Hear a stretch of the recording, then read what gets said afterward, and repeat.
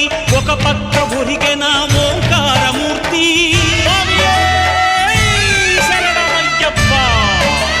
స్వాములందరూ తనకు సాయము కాగా ధీమంతుడై లేచె ఆ కన్య స్వామి. పట్టబంధము వీడి భక్తతతికై పరుగు పరుగున వచ్చె భూమిపైకి నరుడై.